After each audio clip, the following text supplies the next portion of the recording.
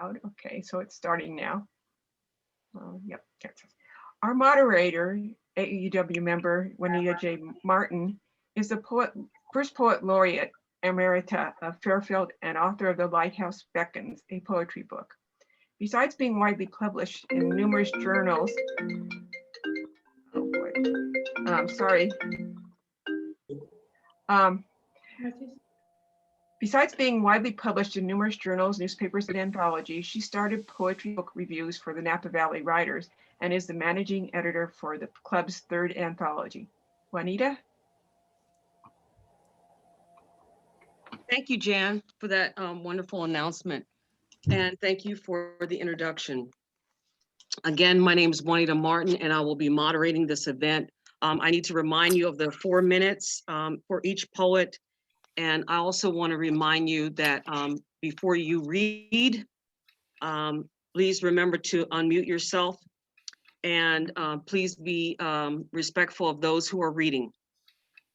Remain muted till it's your turn. And again, 4 minutes. That also includes any introductory remarks that you have of your poem. I think everything has been said, so let's get right into the poets. And first up is Johanna. Juanita, could you unmute yourself? Sorry. Juanita, I just muted you as you were saying first up. I realized I needed to mute everybody. So start with one. That's my fault. Okay. Start with Johanna. No, you have to unmute yourself. I somehow you got muted again. I didn't do anything. I might have been me again. I'm sorry. Go ahead. Okay. Again. Here you are. For the third time. Johanna Ely, first up. Johanna Ely served as the 6th Poet Laureate of Benicia, California from 2016 to 2018. She had a book of poetry published in 2020 called Postcards from a Dream, and is it available at the Bookshop of Benicia. Johanna, take it away.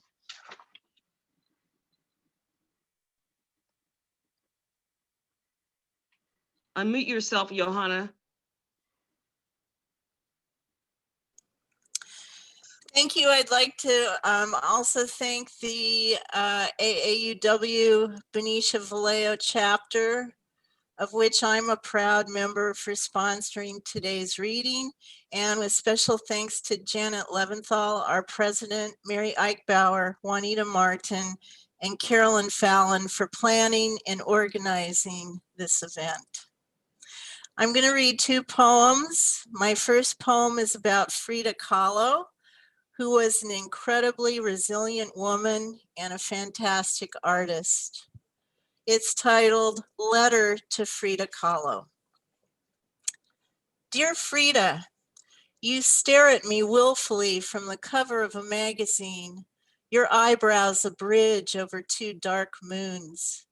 I try to read your unblinking eyes, the words behind your closed red lips. You wear gold earrings laden with pearls, a twisted gold necklace wrapped around your throat. Your hidden scars are clothed in bright colors. Your blouse, the deep blue of a tropical sea, vines of hot pink blossoms embroidered on neck and shoulders. A purple ribbon braided into your thick black hair, swept up with a crown of marigolds. I remember my pilgrimage to your Casa de Azul, the bus ride, the blocks of walking towards you. The house painters let us take a look inside, all your precious artifacts stored on shelves. I imagined you and Diego sitting in the garden, how he picked magenta roses for your hair. Tell me why you loved him. Did the old bullfrog croak out the names of stars? Did you try to love yourself, your body cracked open like a crab shell, the wounded flesh almost too tender to touch? Your self-portraits honored broken things. The dead hummingbird that hung around your neck from a necklace of thorns and snapped twigs. Yet you of broken body and heart refuse to stay broken. You stare at me willfully. I think your dark eyes say, be brave, paint the sorrow, find your own path to the sea. Thank you. My second poem speaks to today's theme, spring forward, step into the light. It's titled Perennials. For a year, the clay pots on the deck remained empty, gathering dead leaves in their hollow shells. Last year dissolved into nameless months, the air riddled with fear, virus, and fire. I stayed inside, peered through dusty glass to watch the backyard trees blossom and leaf, inhaled losses that made me struggle for breath. Today, I bought flowers to fill the pots, purple calla lilies, red geraniums, yellow marigolds, blue lithidora. I placed them in the sun on the brick walkway, their colors the dazzling beginnings of spring.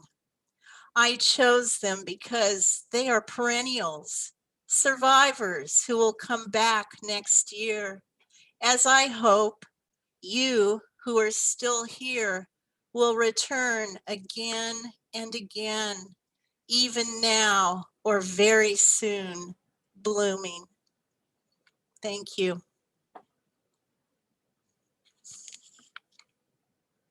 Thanks.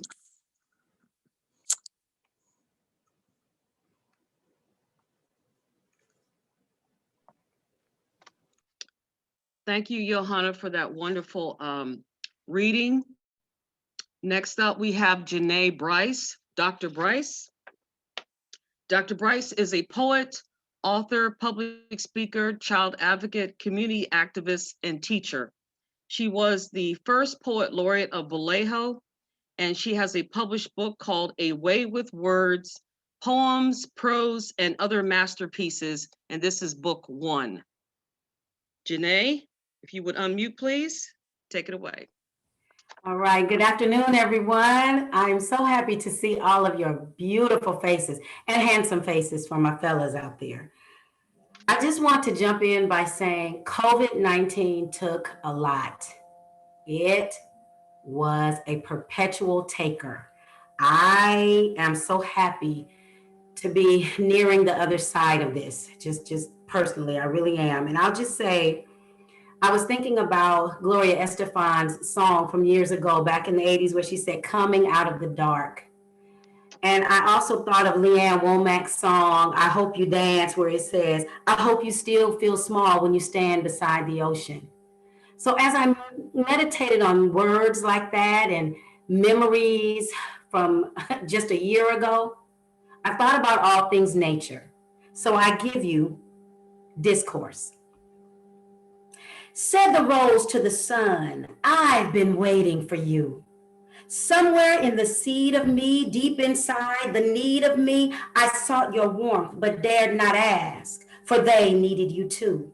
Patient in pruning, though thorns at the ready, I sheathed my claws for the greater good, leaning in your direction, seeking for your affection, longing for the heat of you, hidden in the icy tomb, in the chilly womb of winter. Said the rose to the sun, I've been waiting for you, for only you could coax me open.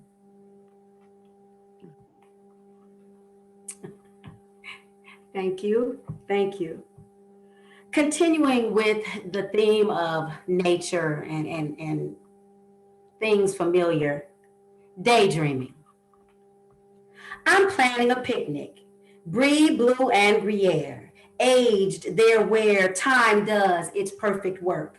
The juiciest, sweetest, tartest, greenest, reddest, purplest, pumpless, pumpless, plumpless grapes. I think I'd like you to peel me one.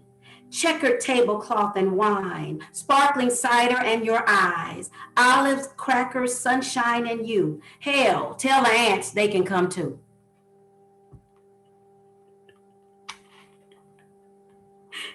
Thank you. I'm not sure. I think I'm nearing my 4 minutes, correct? Yes. I have a minute and a half. Okay. I'll end with this one. Everything must change. Even as COVID-19 ravaged our world, it too has got to change. Change in the form of emerging.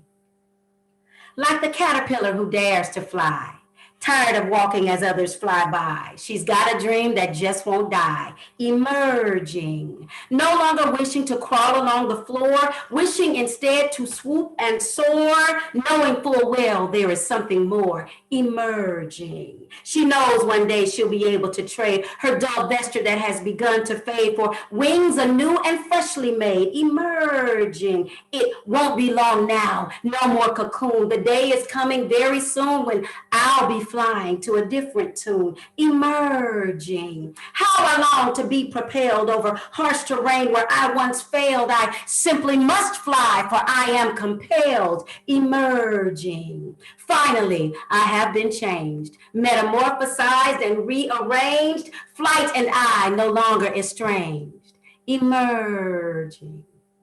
Thank you.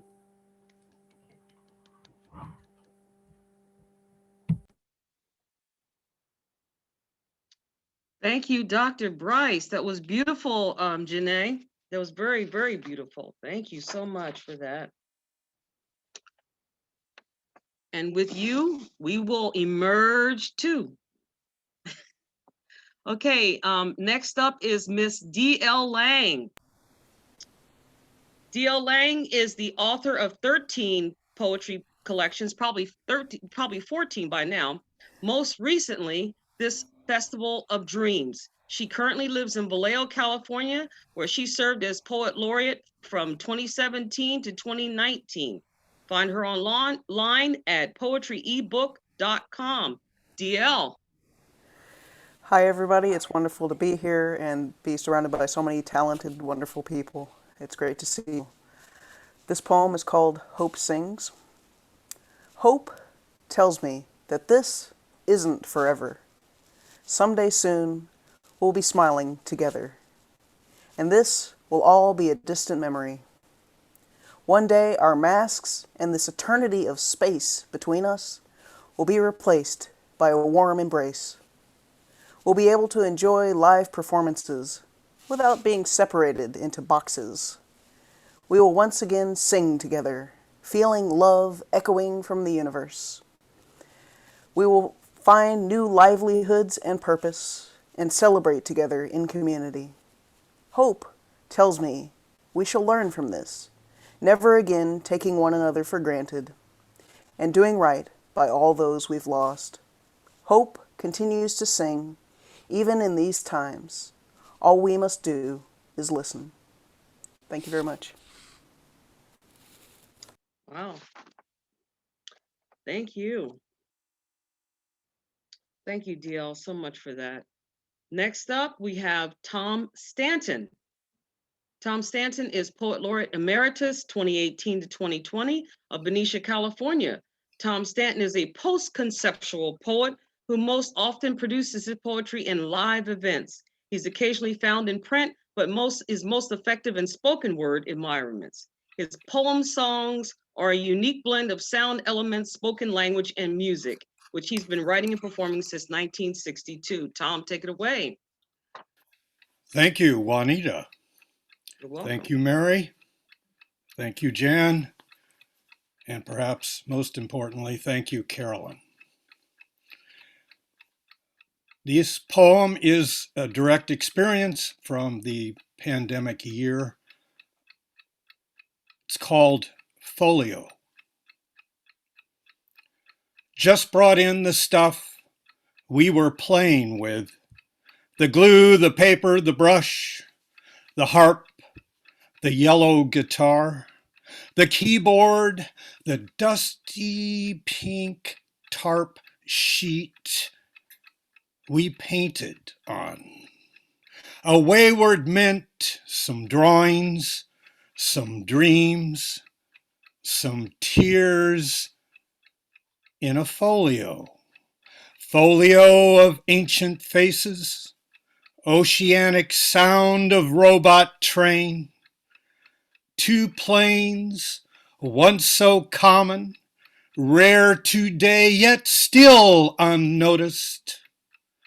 Two hummingbirds, one behind each of us, telling of reasons for the remembering, and what detail knows the harboring of passion, length of passion, navigation of the right thing to say, the back and forth imagined in utter silence. Thrum, hot glowing, she knows the depth of it. In the knowing is the reason, for it the answering of the phone marketing, and no one there, how being quiet is virtue, and pictures on a mantle, the mantle honoring the dead. Great memories, remembering us, deeming truth a line, loops, laughs, and retreats, war in a moment of flight, over the shoulder sign, mirrored, seen the saw, and saw it the nun, and none the one, a disappearing sand point, kernel of light, point of shadow, and what if does, how glued together is it, really? Where are you now? And what is attracted to ground of shadow? Lead, bile, blood, heat, half-baked idea of prayer, praying, being an idea, absolution, invisible planet, high, high, high, and for the reach to it, a stretch of faith, leaven, reach, 11 steps, 2 bars, 3 measures.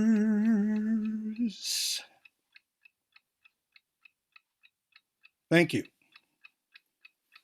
Thank you, Tom, for that wonderful performance. And let's see. Next up, we have Rana Leone.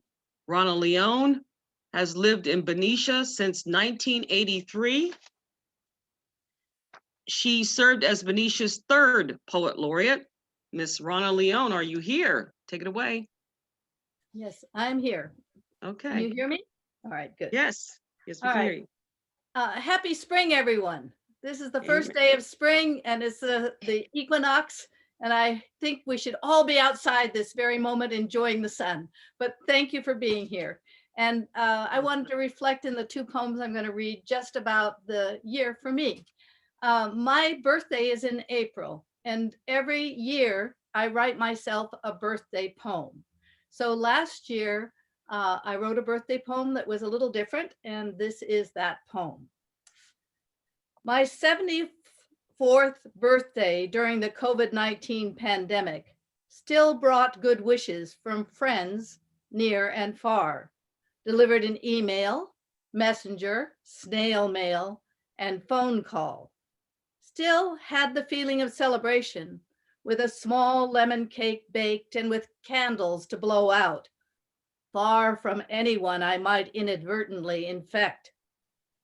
still was enhanced with champagne and a small stack of presents.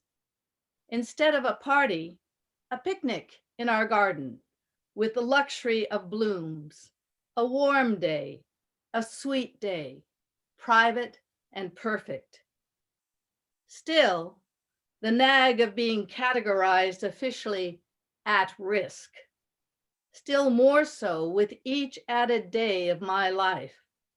Still, the reality of others suffering, fighting for breath, still unprecedented times. Thank you. The second poem I'm going to read is one that I wrote just a few weeks ago. So there's quite a difference in this poem. It's called Hot Topic.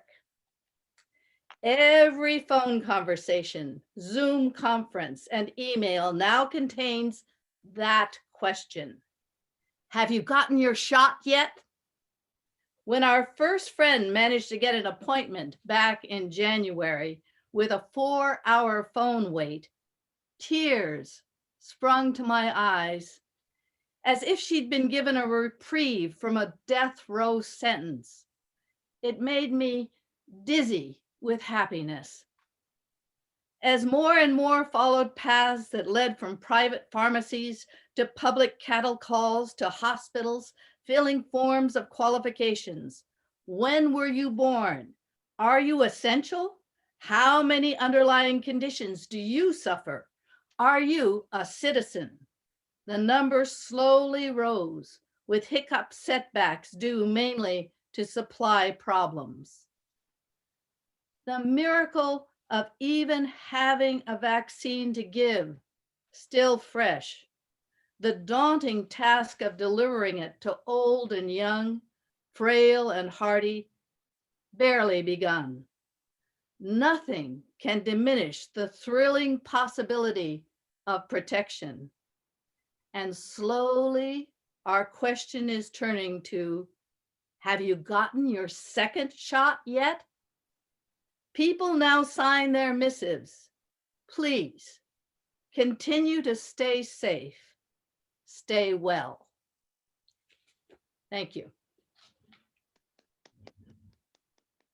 Thank you, Rana. Thank you very much for that reading. Next up, we have Miss Mary Susan Gast, who is the 8th Poet Laureate of Benicia, the current Benicia Poet Laureate, who is also a theologian, human rights advocate, and musician. And since April of 2020, she's been editing the newspaper column, Going the Distance, Yearning to Breathe Free.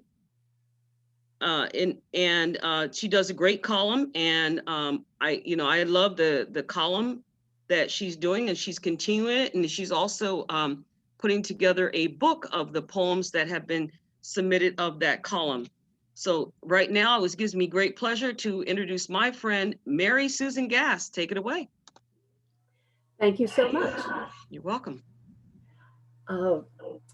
Spring Forward. It's a great title for me for today because this first day of spring is always significant here in our household on 766 West J Street. 50 years ago today, I married a guy named Roger Straw. We had known each other 6 months at the time.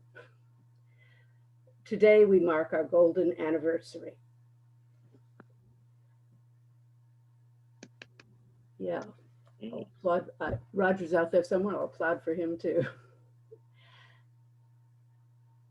Spring fluttered in through turbulent winds. Ice storms preceded it, that unsettled year of 1971 in Chicago, the gray city.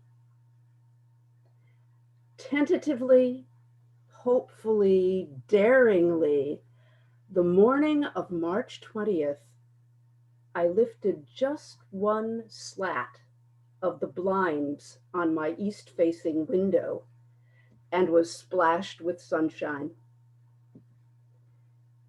In full equinox mode, we tilted, our inner planetary axes toward commitment and adventure that day.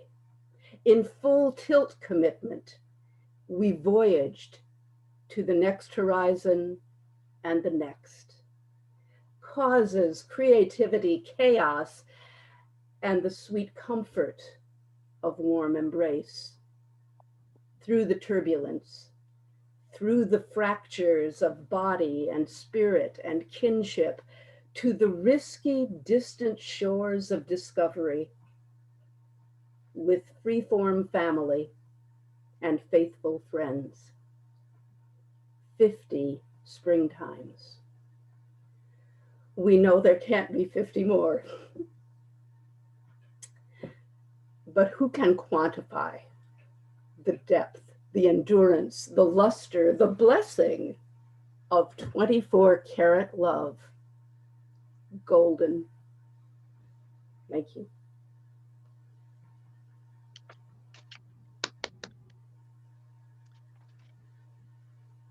Thank you, Mary Susan. Next up, we have Lois Request. Lois, are you here? Lois? Yes, I'm here.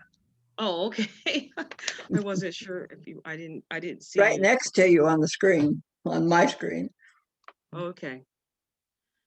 All righty. I just need to pull up your bio because it's on my email because I'm having difficulties with my printer, so I wasn't able to print it out. Anyway, Lois, while in her 40s, Lois Request received her BA and MA from San Francisco State in English and Creative Writing. Since she has written and published poetry, nonfiction, fiction, and nonfiction. Her latest book, Late Harvest Green, was a finalist in 2 categories for the 2019 Next Generation Indie Book Awards. Since she has written and published poetry, since she has written and published poetry, fiction, and nonfiction, her latest book, Late Harvest Green, was a finalist in 2 categories for the 2019 Next Generation Indie Book Awards. Lois, take it away. Thank you. Thank you, Juanita. You're It's welcome. nice to see all of you here. A lot of familiar faces, and it's really nice to be part of this event. Thank you to AAUW and the people who put it together. That's really nice. So I guess one of the things I've done in this unusual year is write a meditation about my sons. So this is one poem in 3 parts, and it's called Sons. 1. Before you, my firstborn stepped off into the wilderness of the rugged Colorado Trail, hiking above 10,000 feet elevation. You sent me a link, Garmin, an app that follows your footsteps for 14 days across the steep and rocky, dusty ravines, the breathtaking expanse. I look on a map, picture you moving across wilderness areas, Lost Creek, Mount Massive, La Garita, and Waminuchi. I say the names to invoke history as you stride in the San Isabel, San Juan, Gunnison, and Rio Grande forests. Now in California, I click on the link, thinking of all the things that must work. My device, yours, the threads between, payments made, batteries charged, passwords. A blue line shows me where you are. I would have been with you anyway, your footsteps trekking through my heart.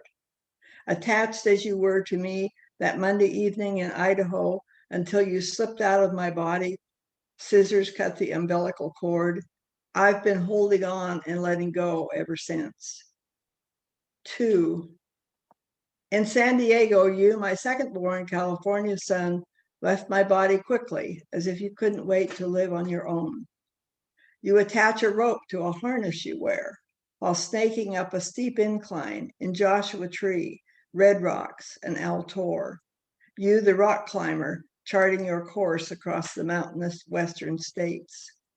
Building your body, so many crunches, you lift your entire weight with one finger of each hand. I'm thinking of all the things that must work. The rope, the holds, the chalk, the muscles of fingers and toes. Part of me climbs, strides, turns, grasps, worries. 3. Is it the wild in both of you that faces the mountain and unknown that can't be found in a computer's logic?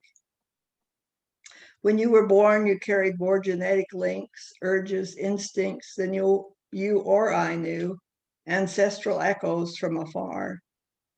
For your own reasons, you prepare your bodies, steel your minds, mount slender lines, scrabble over rocky paths, seek a goal unarticulated.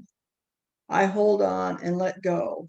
We are always and never apart. Wonderful. Thank you, Lois, for Mhm. that wonderful reading. Next up, we have Miss Mary Eichbauer. Mary Eichbauer lives in Benicia and serves as the editor-in-chief of Benicia Literary Arts. Her first book of poetry, After the Opera, was published in 2020 by Random Lane Press. And Mary was very instrumental in working hard on this poetry event and getting it going. And she was the contact person for all of the poets. Thank you, Mary. You did a wonderful job. Mary Eichbauer. Thank you, Juanita. And thank you for all your work too, and also to Johanna and Jan and Carolyn for putting this together. It's really nice to be here today. I'm going to try to read 2 poems. The first one is called Chocolate Martini. You liked things the way you liked them. You arranged your home from the inside outward, and as the years went on, you left it less and less. Your house was a shrine to yourself, a palace of colors and light. Outside, flowers blazed, daffodils, iris, roses, rare varieties, each blooming in its season. Inside, in every corner, on every shelf, little touches of whimsy. On the unplayed piano, next to pictures of your children, a gold-rimmed martini glass holding a glass olive. Over the fireplace, with its cement logs and gas fire, a welded metal bird cage without a bird. In the log holder to one side, birch logs, studded with rhinestones, dead wood, ice cold fire.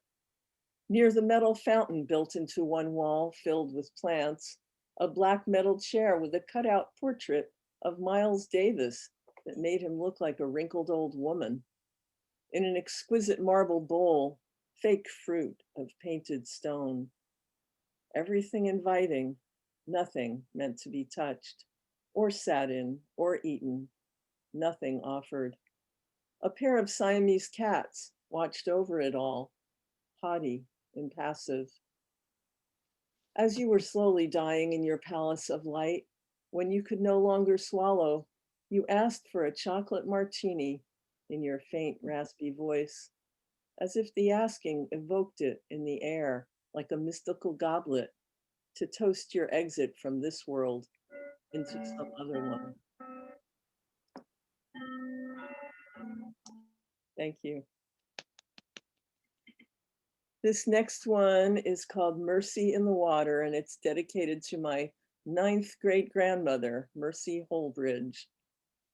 A servant girl had fits, said she saw a woman with thick lips and a dirty cap, and they knew it must be you. You were the witch.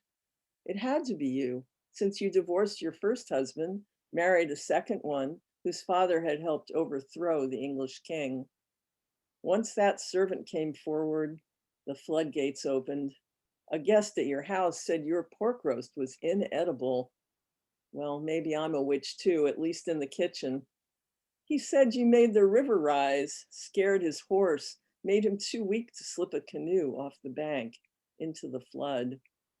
What you said back to your accusers doesn't survive, except for one thing.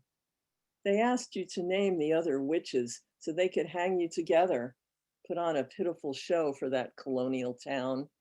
You said, if I'm going to hang, I won't go alone. I'm not really sure they understood your threat. When you asked for the water test, swimming a witch, they called it, they bound you hand and foot and tossed you in, and you floated. You floated, buoyed up on the holy water by your guilt, by your habitual resistance. to going with the flow. Thank you all. Thank you so much, Mary Eichbauer. Next, we have Nina Serrano. Nina Serrano is an active 86-year-old San Francisco Bay Area poet living in Vallejo, California. She has published three full collections of poetry and a novel, and produces regular monthly poetry radio programs. And one of those programs, she goes through the OzCat radio station, and Nina will tell you more about that. And here is Nina.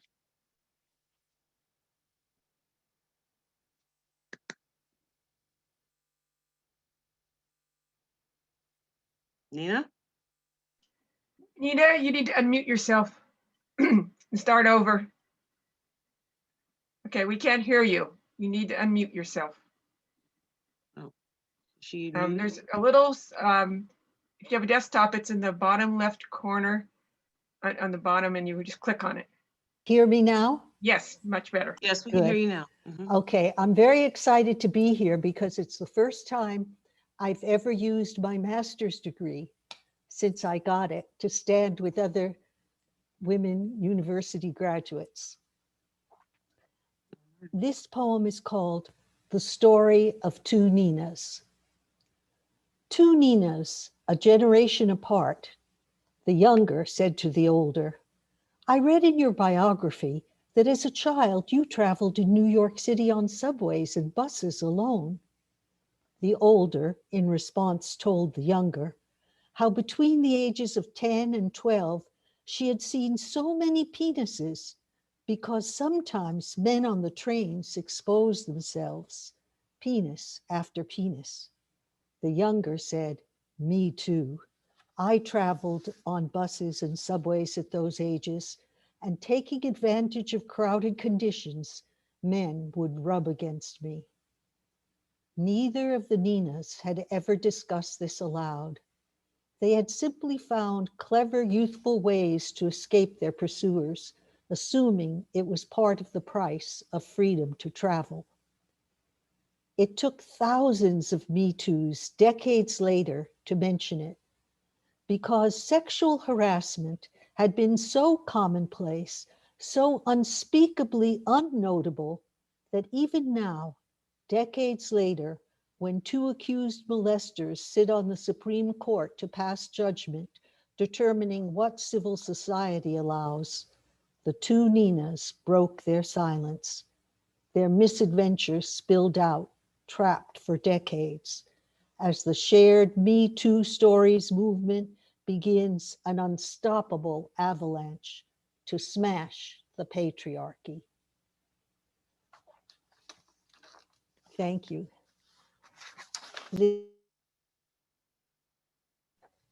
This next poem is called An Old Tradition. My 6-year-old great-granddaughter Lily is becoming a writer. She's writing and illustrating a book entitled The Adventures of Lilex, Lilxy.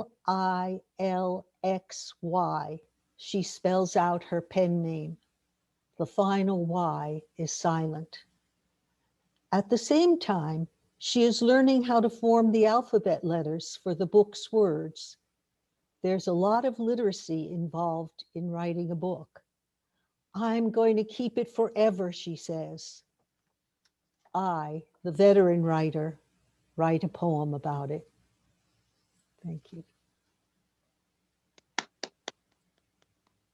Thank you, Nina. Next, we have Barbara Luck.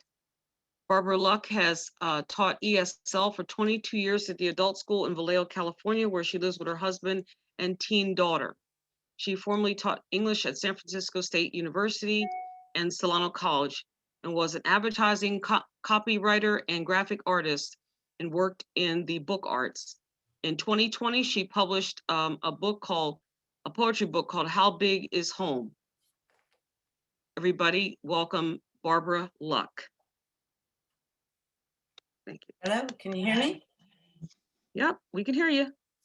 Okay, I'll just start. Sound, early 2020.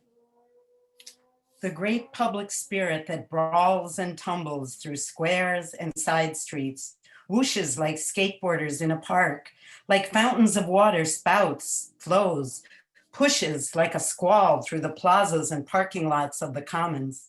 That racket and flounce is hush-bone quiet now, a memory behind a mask. Big spaces, where are your people, face near to face? Where is your place? Where is your thrum? The birds, noisier than ever, sing raucous in our yard. Nothing blocks their gathering. Do they know the plum tree is flowering early, shockingly earlier than usual? Is that what they're squawking about?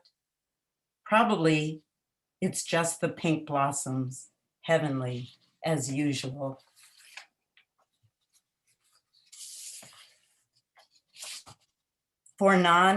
Thank you. For non-maskers, I don't understand this deviant defiance to science or the presidential reliance on non-compliance. Okay, and the next are written before COVID about paying close attention, which became kind of my hobby and our hobby during COVID, like paying close attention. An imperative. It is necessary to inhabit the place where you live. You must inhabit the place where you live. Even if it is your house, even if it is your planet, even if it is your weather, even if it is your room, your garden, your block, your head, your body, your garbage, even if it is your repression, your nightmares, your memory, your family bones rattling, your heartache, your grayness, even if it is your glum neighbors, frozen-faced cohabitants you see and never speak to, or never see again, or never learn their names or look them in the eye. Even if it is anything that hurts or yells death, yell back, whisper back, look it in the eye, learn its name and call it its name. Throw it some love whenever possible.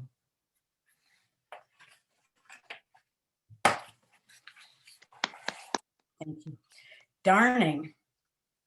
Nobody taught her, and we never lived that poor, but my mother darned socks. She'd sit her sped up New York self in an old chair near good light and concentrate. With tiny pricks of cotton, she'd string meticulous verticals, then come back on the same thread, weaving. Was she ever so lovely as when she plucked those strings in the black Midwestern night and forgot to make good sense?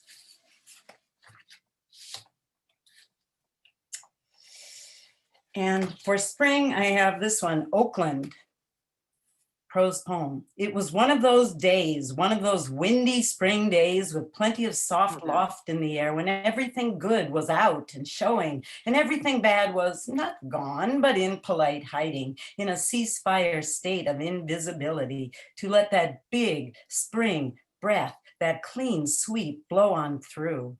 It was a day when a woman could and did wear leopard patterned pants, and they looked just fine, just in sync with the small flecked pebble walkway running into the city pavement.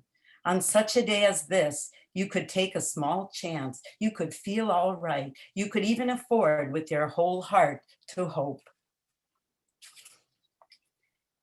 And last little one is called Seeing. I didn't notice the dirt red succulent until the yellow poppy bloomed beside it.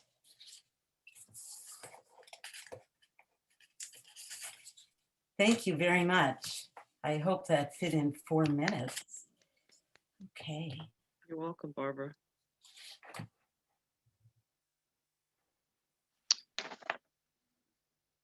Next up, we have Michael McDonald.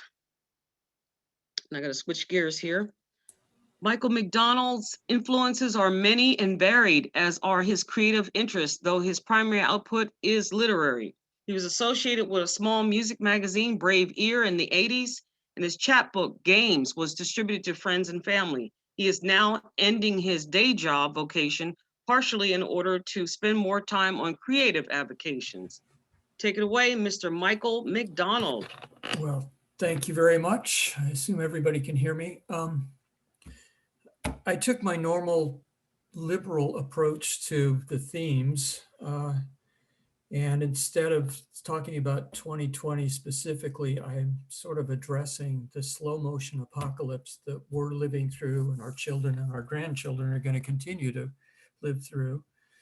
And the second poem is maybe not about looking forward to 2021, but like several who have read before, is about springtime itself and nature. So, number one. After 3 days of Twitter obsession with the California fires, October 2017, fine, delicate butterfly wings with a minute tremor of compressed wisdom is yes, an aptly articulated analogy for some magically enlivening near truth. But damn, the hashtag Atlas fire just went apeshit bonkers, and there's a bunch of remote hill trailer park residents, now refugees, awaiting last-minute rescue choppers to whisk them away from death's fiery yet cold final embrace, grasping hot on their fleeing shadows. Even so, he steals a lesser victory, devouring in an obviously photogenic display of wanton destruction everything they own, then on to the next unburnt ridge for more. Yeah, I wish that I could go back and find a gossamer fine butterfly literary theme. And natural vignettes. River swift splash song, temple tree toe dip, waterfall, waterfall drop. Birds screech far away, very small spider web, morning dew catch. Multi-point quiet buck, sudden step, stop smell, bound away, gone. Purple patch flower glow, tiny leaf green bed, honey buzz, bees. Ice crystal river froze, solid bite, sharp cold, icicle crack. Red rock cliffside, whispering crevasse, rattlesnake strike. Coyote teeth snap, muscle strong twist and chase, rabbit jack jump. Happy tail wag fast, silly trick done well, packmaster praise. Quiet trees long grow, hidden grove make peace, feeling life, awe. And thank you. Thank you, Michael McDonald. Next up, we have Aquila Lewis Ross. Aquila, her award-winning and widely published, she's award-winning, widely published poet, author, journalist, and activist. Aquila uses poetry as a catalyst for healing. She has explored the power of sharing personal stories towards overcoming trauma. Using her poetry collection, Stop Hurting and Dance, and her performance art workshop, From a Victim to a Thriving Survivor, Learning How to Revive the Soul, she honors what it means to live with resilience, love, and prosperity. Aquila.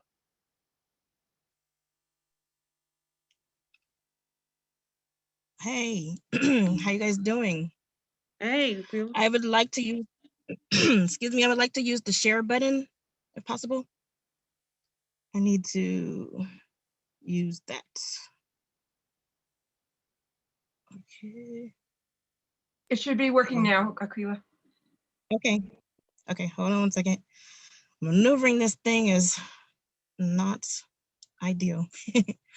Let's see, hold on one second. I apologize and thank you. Where is it? I'm having some difficulty with the internet where I am. So if it boots me out, I will try to find a different thing, a different avenue. Hold on. I can't find the picture I wanted to. Oh, here it is. So here's one of the pictures that I was going to use since I can't, you're not going to be able to see my face while I get my poem. Here we go. My name lives in the mist. My name lives in the mist. I am mist. Droplets drip from my aching breast, coddling my babe. I'm exquisite as dewdrops. Sweat glands beak through. After drinking another energy drink, I like fruit punch best. I am intricate as footprints, and I long to follow you, which hasn't been done before. You see, I was never taught to follow. I am my own. I am fierce as a radical monarch, curious as a girl can be, making my mark so more girls can be just like me and better. A mama song, written in response to painting Peruvian Mother in the Field by Daisy Villanueva. Mamas everywhere have a song. It is sung as they see their young born for the first time. Each breath begins a new song. So many songs have been written. Scores of scores are written on seashores, in the fields toiling in the hot sun, feeding us. A new day has begun. The indigenous hold on and remember, using their medicine to heal us, to heal the land. And they want us to remember. So we must heal the people, heal the land, free them all, but we've forgotten how to sing. The audacity of water. Today on my walk, I heard the trickle of water. It's funny how its sound moves me to do anything I choose. The frigid wetness tickles my bones when I just want to be still. Mornings when I want to stay in, mostly because depression slowly creeped in, water calms. Worry, panic, and fear of the unknown slowly melts away. See the pine trees wrestle with the wind, when my baby blows the wishing flower and watches bubbles flow by. Although we are dying, nature still lives, and that's a reason to hope again. That's all. Thank you.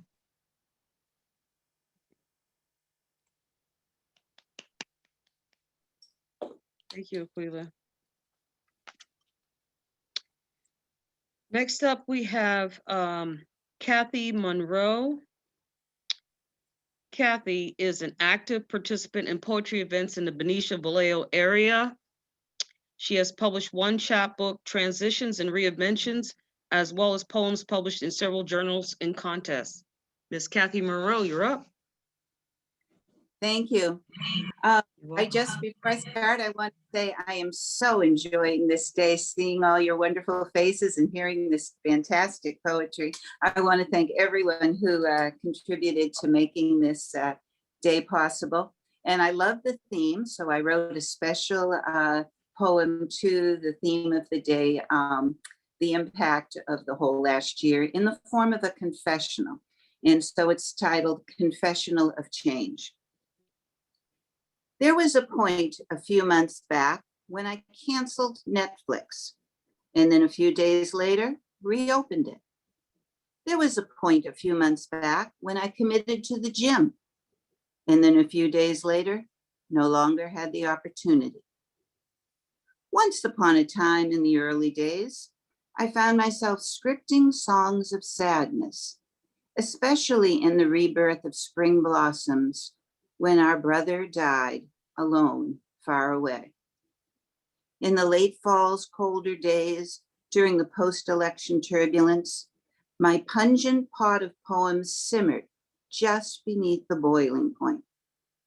In between, a melancholy mix, as gratitude and loss became the threads for my poetry's tapestry. Plane tickets evaporated into the air with the pandemic's onslaught. It is now 19 months since I have hugged either of my two East Coast sons. But it's not all bad. One son has created clever ways to interact and entertain electronically. The other son, with his wedding postponed, has gifted me with a year to know the wonders of my future daughter-in-law. For the most part, this household's 44-year marriage has benefited. The house husband has gained proficiency in cooking 3 dinner dishes simultaneously without burning. The housewife has learned to manage the screens of 3 internet devices simultaneously without screaming for help. I have learned that I can harbor a prodigious amount of self-righteous rage at anyone, clueless or maskless, who, in my view, threatens my safety. So I am recalibrating, trying to master the big P, patience, by expecting the world will not adjust for my convenience or even my health. Still in the entry-level course on that one. Taking serious note of the small changes opening up in my world, like the buds on the tree outside my window, I breathe in a sweet, serene pace of life, exhaling the anxiety for what comes next. I am emulating the household dog who lives in the moment. I am changing. Thank you. Thank you, Kathy.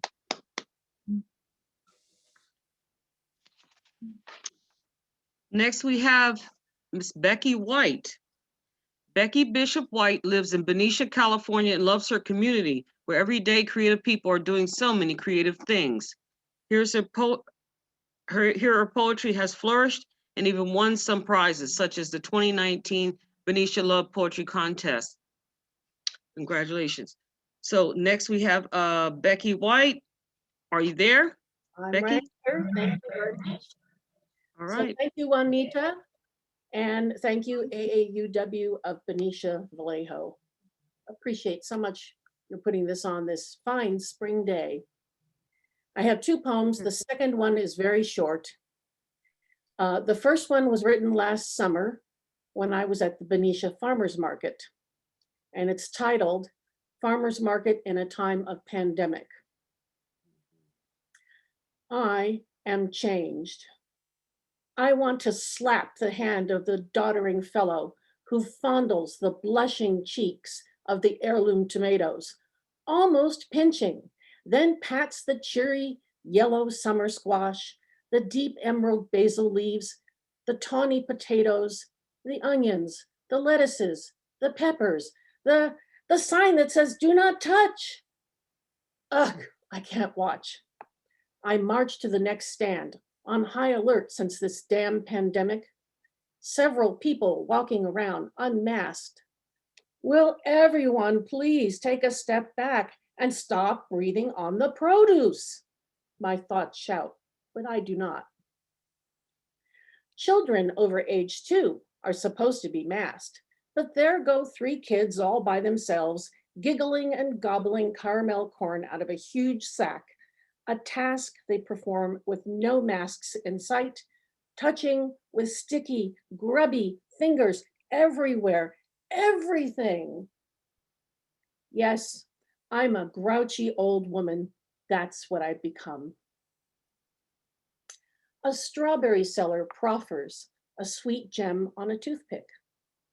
His hands are gloved, and on his mask, a smiling sun. I accept the gift, careful to keep my distance, and lower my mask to taste. Sudden sweetness. I buy a basket and transfer the loose berries into a pouch that I've slung across my body. The sun-warmed weight is like a puppy that has fallen asleep and must be lovingly, carefully carried home. I am changed. Thank you. Thank you, Becky. My second one is very short. and hopefully you'll find it amusing and hopeful. It's titled Mid-February 2021. Hey, 2021, so far, you just 2020 with a wig hat on. Lay on a scene serene so I can get my groove back and get a vaccine. Thank you. Very cute, Beck. Very cute. Okay, so next we have Miss Laura Haley. And Laura says, Robert Frost wrote, poetry is when an emotion has found its thought and the thought has found words. Lori has been writing poetry for many years. It seems to satisfy the need in her to transform thoughts and emotions into words. And sometimes the words, the lines, the stanzas become art if she's successful, she says. I am especially inspired by local poets and artists. You're going to get a lot of inspiration here. Welcome, Miss Lori Haley.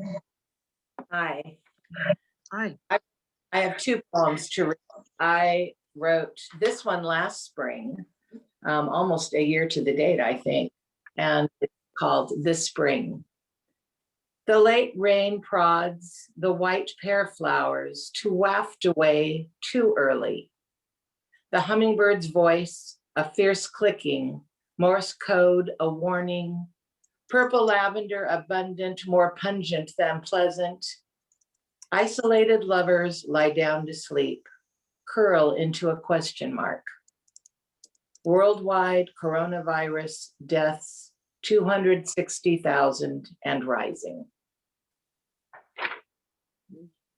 Thanks. And this one I tried to write to the theme of this year. And this one is called 2020. A damp blanket, torn, tattered, dank, a dead spot, radiating isolation, homeless huddle, hunger screeches, fires writhe and rip through the west, children's fingers pried from gut-punched mothers, conspiracy theories manifest mistrust, atavism rages, racism reigns, while in holy defiance, the righteous march in a labyrinth of pain, crying out the names of the slain, then muttered in remembrance on the lips of millions as we cast our votes in anger and hope. George Floyd, Rayshard Brooks, Breonna Taylor, Daniel Prude, and on and on and on and on and on. Thank you. Thank you, Ms. Haley. Next, we have, and please forgive me if I'm gonna probably blow this, but Melody Brumitis. Is that how you say it? Melody, are you here? Is a poet from here. Okay. Melody is a poet from Vallejo. She is a sensitive soul returning back to poetry after a 35-year work break. Love the Solano poets, and we love you back. Miss Melody Brumitis. Hi, Mamu. I just wanted to say I'm congratulating you and I'm here listening. It's your daughter. Okay, great. I have 3 daughters listening. I'm very excited. Anyway, this is called Seasons Change.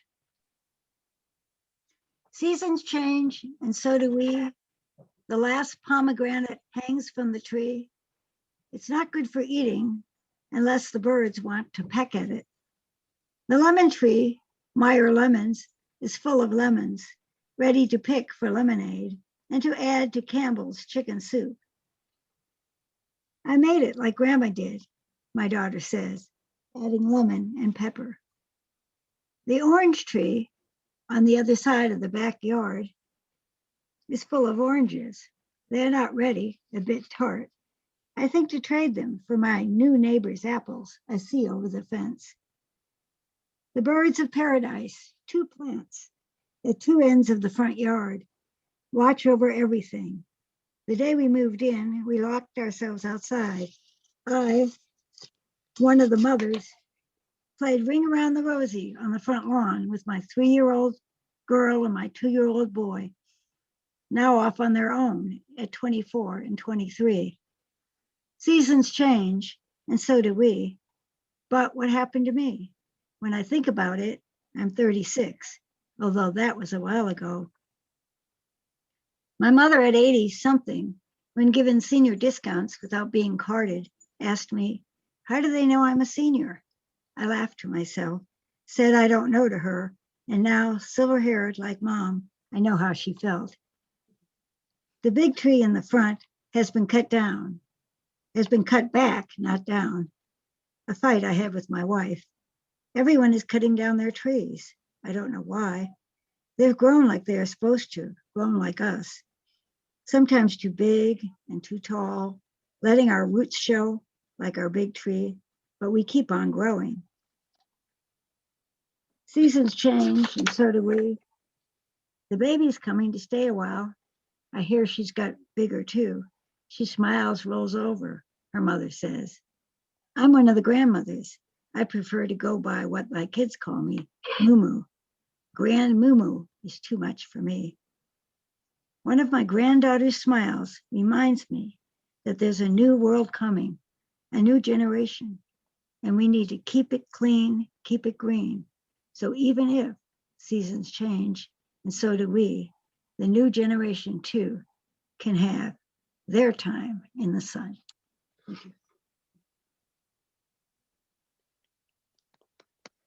Thank you. Thank you.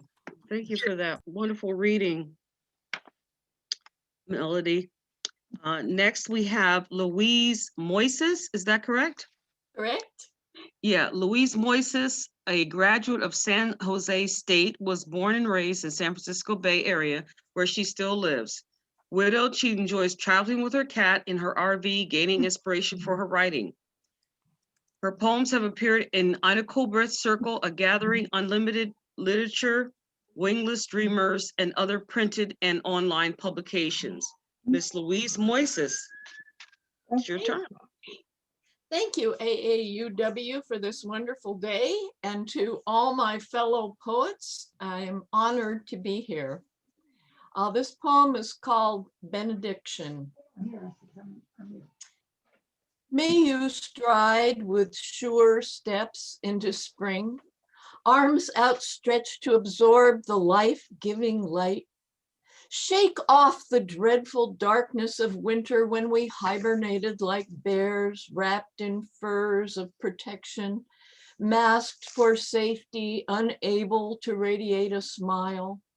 Skip like children, even if in your imagination. Loosen your hair and twirl like the wind. Dance once more at the park whose gates are now thrown open. May you stride with sure steps into spring. On stepping stones, wander through paths of color-quilted gardens.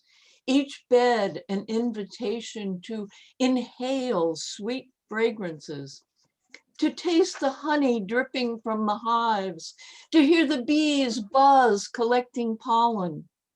Do not rush through these new days.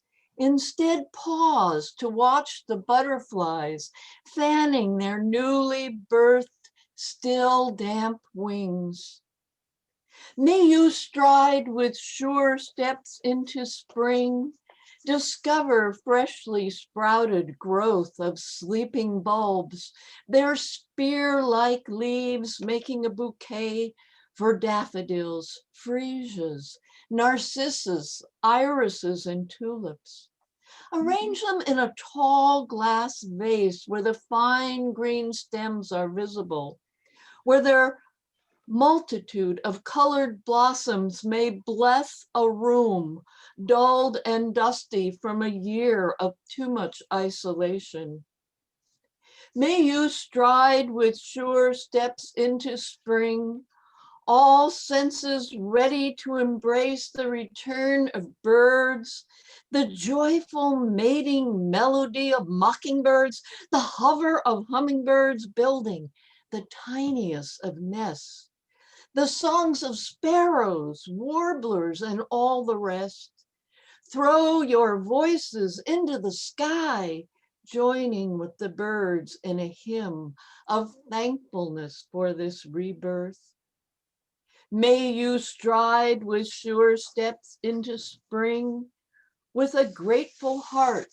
Send prayers into the opaline blue sky where gulls soar on sea breezes portending life-giving rain. Turn your faces skyward. Let this reinvigorated world wash over you. Embrace as if for the first time, friends and loved ones, too long kept at distances. Let the light of their eyes warm you like sunbeams on an April afternoon. Reach a welcoming hand to strangers, no longer fearful to touch. May you stride with sure steps into spring, like adventurers exploring our world of wonder, perhaps forgotten in our time of stress and worry. Free yourself from the bonds of a winter that lasted all year. Indulge in spontaneous rapture. Be hopeful, be joyful, be filled with the light of this particular spring, for this year, like no other, is especially glorious. Thank you. That was a wonderful reading, Louise. You gave that a lot of power and energy into your reading. I enjoyed that. Next up, we have Jeff Kingman.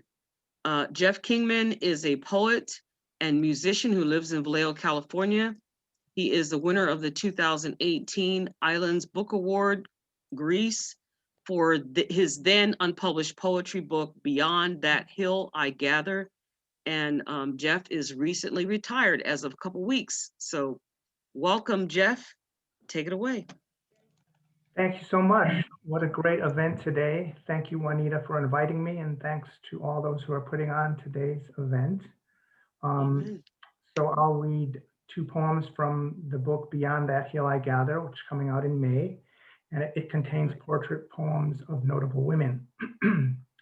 So the first one concerns the author Mariel Spark. It's called The Way Back Home. 1. Why and where a tinsel coronet, chosen queen of poetry? So nice to have one's hair stroked by a teacher. She submerges her telephone, his words moisten. Faraway languages spill from her unheld hand. Alone she wanders South Africa. What a long walk, and with a baby robin to feed. The earth chafes and the baby's beak so sharp. A young woman out lost must test each thorn.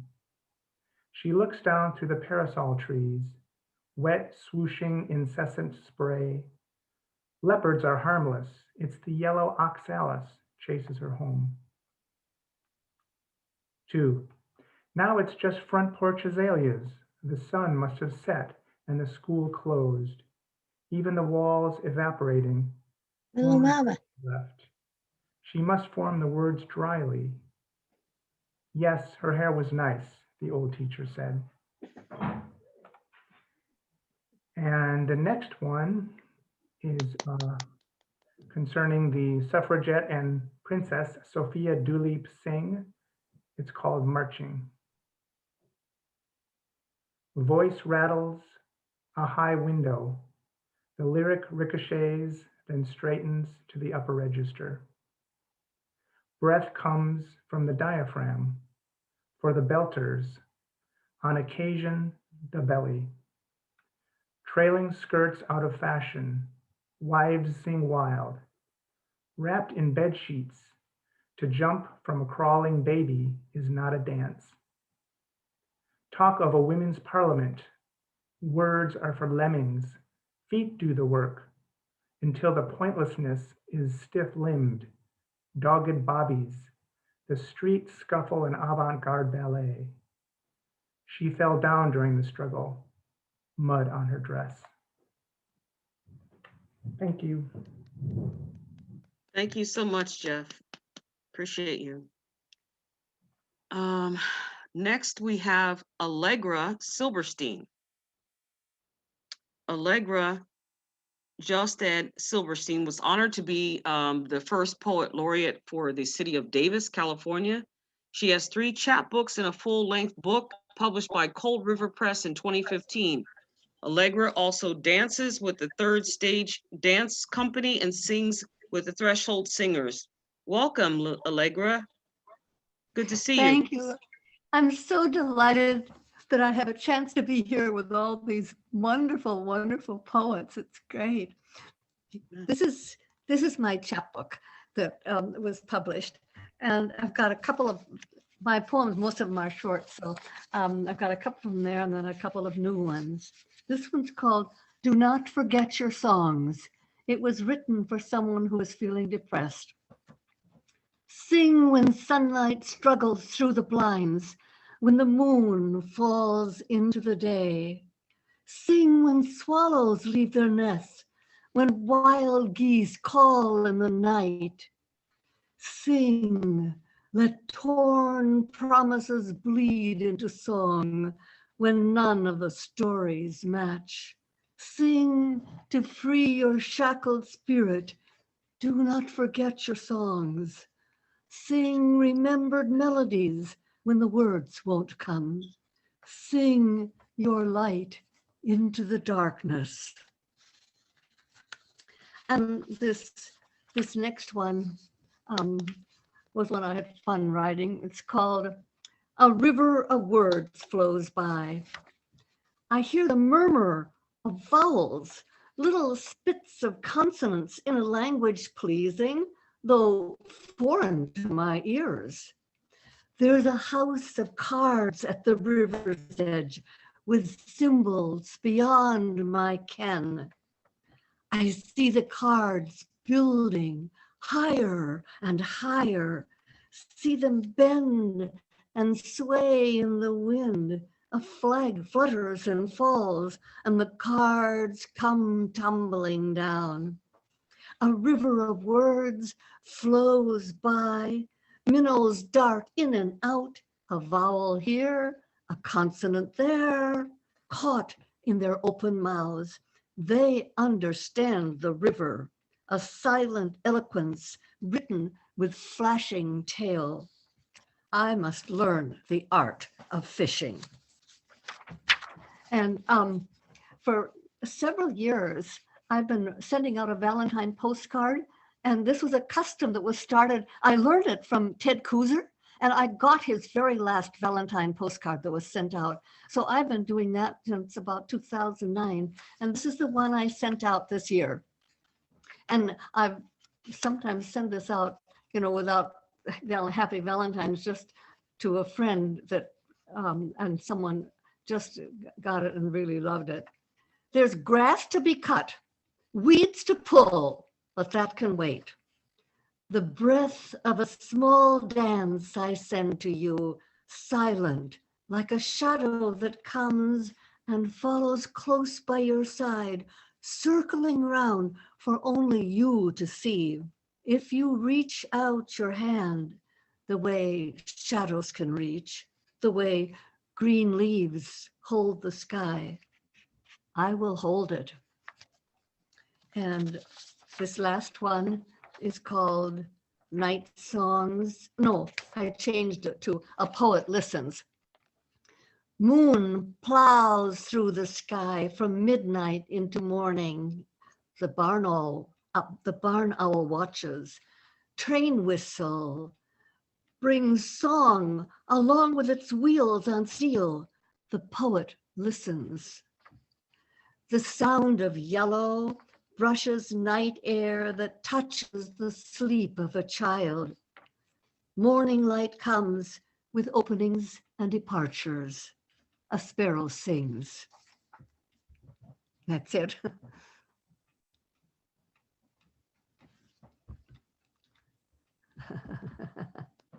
Thank you, Allegra. That's it, Beautiful Bonnie. reading. Thank you. Next, we have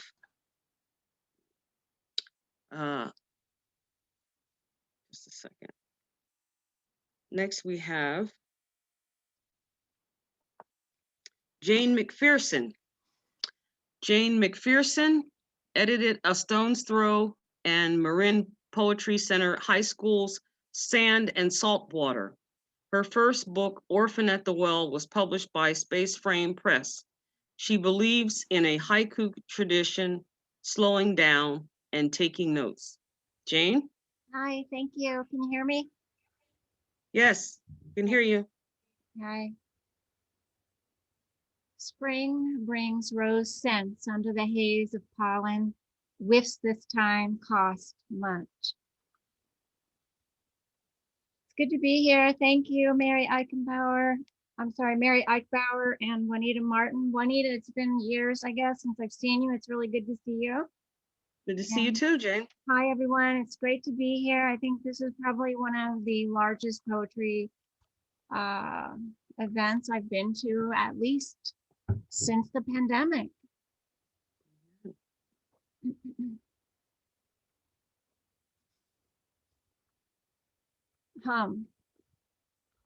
Something quiet inside us knows if we ignore an urge to hum or murmur our name aloud when we drive the mountain road, as if teetering a catwalk or a pregnant pause. To claim the whoosh deep inside our coursing blood, we may sense, before it arrives, the unfamiliar body ahead of us, long, sinuous, snaking to investigate. It may never concede that these detours give travelers a welcome home nudge to shoulder mystery against a deadpan certain calm, fortune telling, there is no life I'd rather live. Yet this faint sound, as if a knock delivered to a stranger's door, must find a shovel and bury as common cost the mole that would be hidden, if not found, in the open road.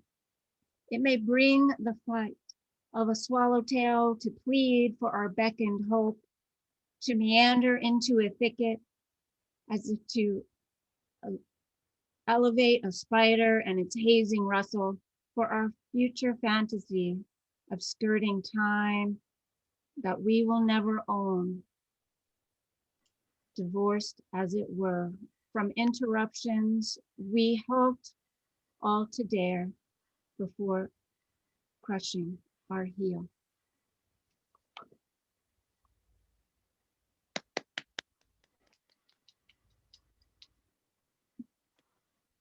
So the pandemic for me was about slowing down and watching and observing more.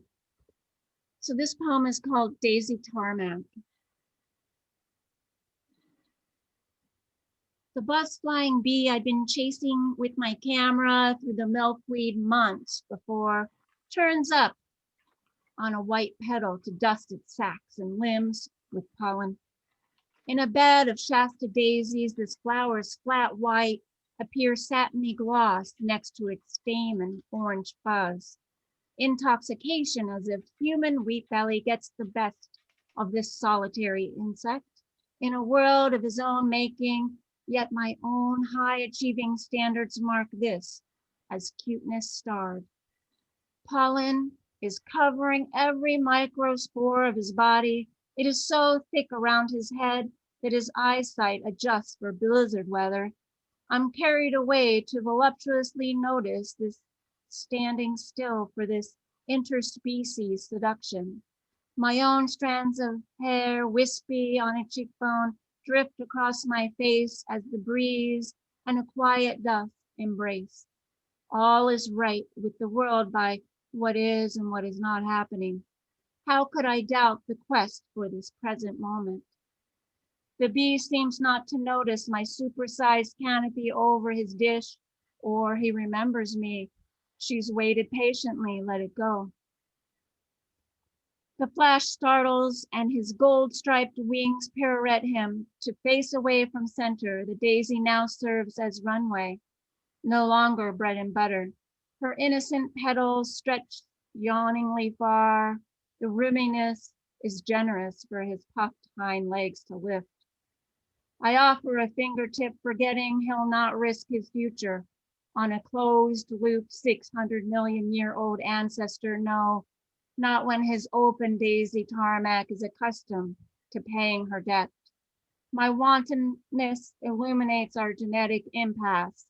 In the vernacular of parting, I blink and miss his takeoff and abandon. The daisy, if she feels forsaken, may banish this lack by opening further, by waiting.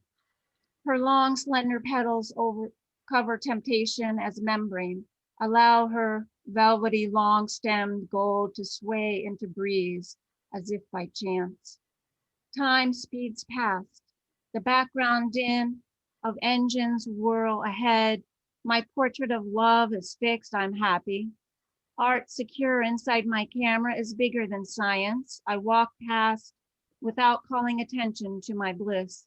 Those who have sequenced the 20,000 honeybee strands wouldn't want their specimen to fly by the by. But for me, a secret ally flies and refuels an old passion for uncertainty. Thank you so much for that reading, Jane. Juanita, it's Jan here. Yes. Someone had a question, and it was Melody. Melody, you had your hand up, and you could unmute yourself to ask a question. And also, we have a person named Aristo5 who likes to read. I think we have time. Okay. And yeah, I saw an email from somebody. It was way back there that said they wanted to read. I'm not sure if they're still here. Aristo5 wants to read. Melody, did you have a question? Okay. Can you unmute yourself? You had your hand up. You're muted, so we can't hear you. Yeah, I think I was just clapping. I didn't know if everybody has this, but I don't see the speaker. I just see Juanita. So I just wondered if that's true of everybody. No. You need to look at view. If you're on a laptop, it should be up in the upper right corner. Yeah. And little 4 boxes, you click on that and you choose gallery view if you want to see who's speaking. And you can see if you speak, there's also like where you can see everybody. It's called speaker view is when you see the person who's speaking. Gallery view, you see everybody, and the person who's speaking is highlighted with yellow around it. Okay, well, I'll do gallery view because I've just been seeing the moderator. So okay, that's fine. Okay, so Aristo, are you there? You want to speak before Juanita, who will finish off? Are you here still? Jan? Yes. I found her email and her name is Hannah Arevalo. Hannah, are you here? Maybe she stepped away. So if she comes back, anyway, Juanita's back to you. Okay, last but not least. Yay. Yay. Thank you very much, Juanita, by the way. You've done a wonderful job with your tech problems that you just happen to have. You just overcome them. Great. We're really all very happy. Thank you so much for doing such a great job with the problems you had this morning. Yes, thank you. I'm going to mute myself. Thank you, Jan. Okay, I have 2 poems. And first, I want to say thank you to all of the poets that I've read so far. Please indulge me to get through these poems. And hopefully it looks like we're going to end early, earlier than expected. If you have any comments or any you want to join AAUW, please put that in the chat along with your email or any other contact information you would choose to give us. We will follow up with that. And anyone that has forgotten to put in their information about their books or their websites, please put that in at this time now, because when I get done reading, we will be ending with my reading. So take the time to do that now. Thank you so much. And Juanita, Kathy just said she wants to read. Is it okay if she reads before you? Are you all right with that? Kathy who? Kathy Herman. Oh, okay. Okay. Sorry to interrupt you were getting all ready. Kathy, can Yeah, you come on right now? Juanita, I appreciate this opportunity. I did sign up, but was not called, so I thought I would send a little message. I have a pretty quick poem. I like Okay. to sing, and the best kind of singing for me is to sing with others. And yet that has not been possible this past year. That's what this poem is about. However, it has a hopeful ending because guess what? The birds are still singing ensemble. It's called Sing Out Loud. Almost March, stippled sunlight streaks damp stones, sharp green edges slice soil and bark. Tender buds swell pastel, blushing dots and bold dashes exposed to naked eyes. We occupy patio chairs with warming bowls of chili and so much to say across the still necessary gap. On the offbeat, a long ago soundtrack broadcasts from the top tier of the pear tree, a chorus of feathered Ellas, brazen and full-throated, trumpet their song. Smooth high whistle, crisp trill, husky alto upslur, shrill ribirus, mechanical drone, fluted grace notes, melodic solo, blend into one plaintive voice, summoning the others. Sing, sing out loud. Thank you very much, Juanita. You're welcome.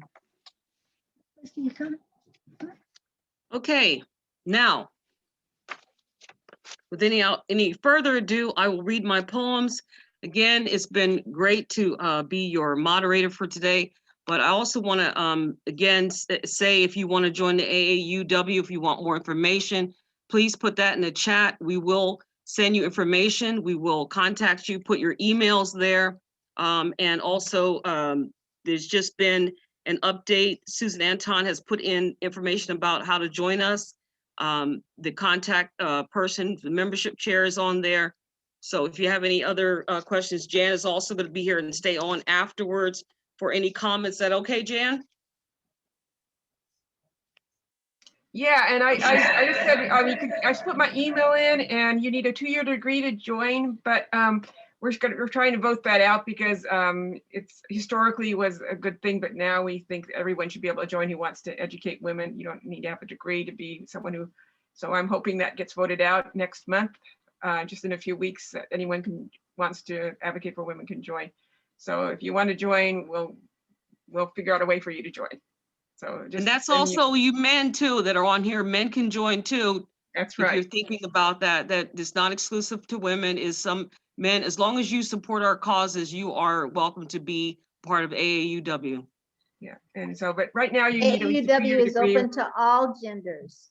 All genders, exactly. 2-year degree is required, but probably by the end of April, that's not even going to be required either. So don't hesitate to ask. Okay, I'm muting myself. Okay. All right. 2 poems, and I will get through this as quick as possible. What the year 2020 was like. The year 2020, a year of pandemonium, pandemic virus with no cure in sight. The end of the world, closer than we first thought. California was burning. The sun was blood red, baking us from the inside out with scorching temps of 100+. Day was night and night was day.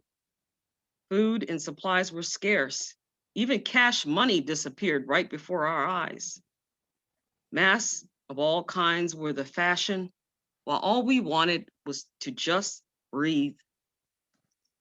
Zoom this, Zoom that, stayed viral from the classroom to jobs online.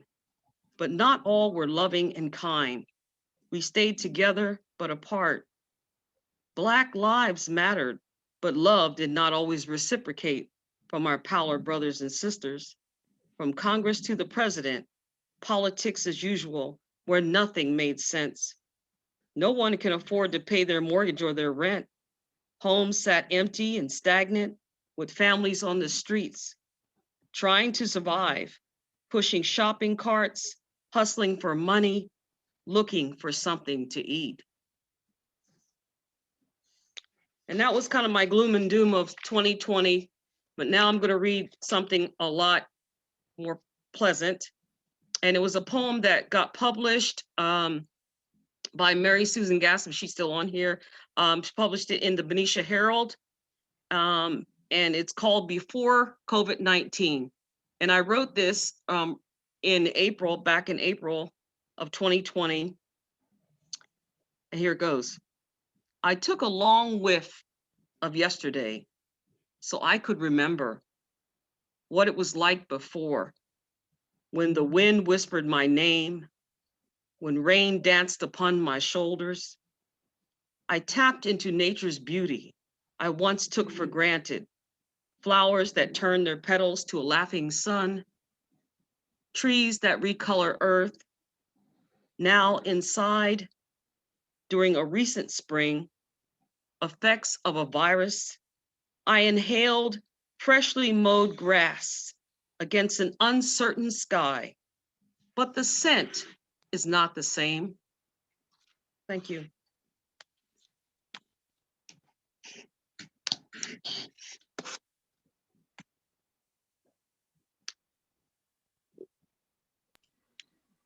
I saw, it's Jan again here. I'm on still for anyone who wants to stay on. Diane Ward, I think you already left. I think I just realized you wanted to read, but I think you already left. Anyway, so I think I saw you say next time. We'll have a next time sometime in Dr. Bryce, I can't hear you, but I can see you. And we'll have another time